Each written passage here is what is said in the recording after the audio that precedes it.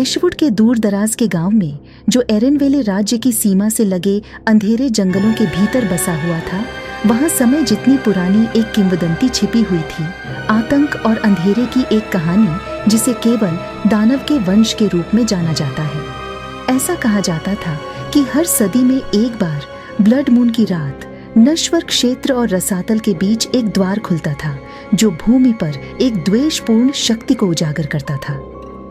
किंवदंती की उत्पत्ति लंबे समय से भुला दी गई है, जब एरेनवेल राज्य पर एक शक्तिशाली जादूगर का शासन था जिसे मलाकिद मेलवोलेंट के नाम से जाना जाता था। सत्ता की प्यास और अमरता की लालसा से प्रेरित होकर मलाकी ने निषिद्ध कलाओं में गहराई से प्रवेश किया और अपने आदेश को पूरा करने के लिए रसातल की गहराई से अंधेरे संस्थाओं को बुलाया। लेकिन उसका अहंकार उसके पतन का कारण बना, क्योंकि परम शक्ति की तलाश में मलाकी ने अनजाने में अकल्पनीय अंधेरे के एक राक्षस को उजागर किया, एक ऐसा प्राणी जिसकी उपस्थिति से राज्य को आग की लपटों में भस्म करने का खतरा था।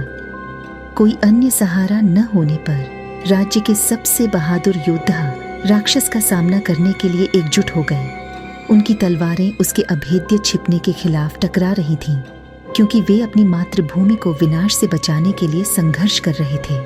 अंत में यह एलारा नाम की एक युवा जादूगरनी थी, जिसने अंतिम प्रहार किया।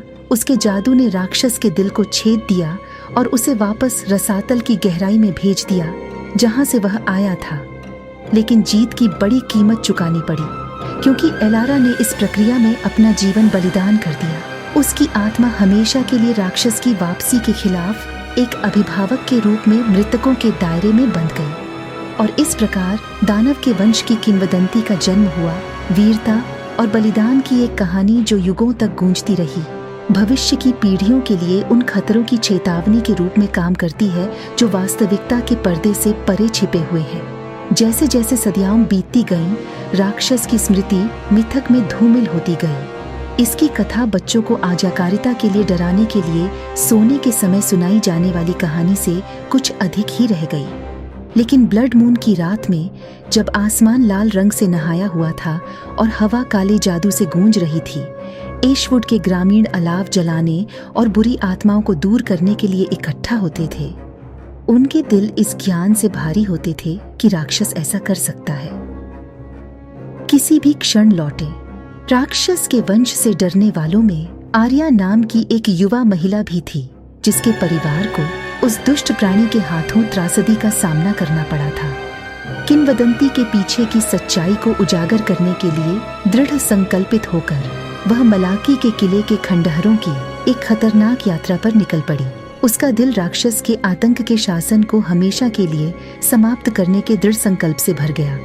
प्राचीन ग्रंथों और फुसफुसाती अफवाहों से प्रेरित होकर आर्या जंगल के बीचों बीच गहराई तक चली गई। उसके कदमों की आवाज शांत जंगलों में गूंज रही थी, क्योंकि वह रसातल के प्रवेश द्वार की तलाश कर रही थी। और फिर आखिरकार उसने उसे पाया। छाया के बीच छिपा हुआ एक द्वार, उसका काला पंजा उसे अंधेरे की गहराई में जाने का संकेत दे रहा था। स्थिर हाथ से आर्या ने पोर्टल के माध्यम से कदम रखा। उसकी इंद्रियां रसातल के दृश्यों और ध्वनियों से अभिभूत हो गईं। लेकिन जैसे जैसे वह इसकी गहराई में उतरती गई, उसे अपनी रीढ़ की हड्डी में एक ठंडक महसूस हुई, एक ऐसी ठंडक जो छाया के ठीक परे छिपे हुए राक्षस की उपस्थिति की फुसफुसाहट थी। अपने चारों ओर फैले अंधेरे से विचलित हुए बिना आर्या आगे बढ़ती रही। उसका संकल्प आगे आने वाली भयावहताओं से भी विचलित नहीं हुआ। और फिर आखिरकार उसने उसे पाया। दानव, उसका विशाल रूप लाल आकाश के सामने छाया हुआ था। उसकी आंखें एक द्वेषपूर्ण रोशनी से जल रही थीं, क्योंकि वह नश्वर क्षेत्र पर अपना क्रोध प्रकट करने के लिए तैयार था।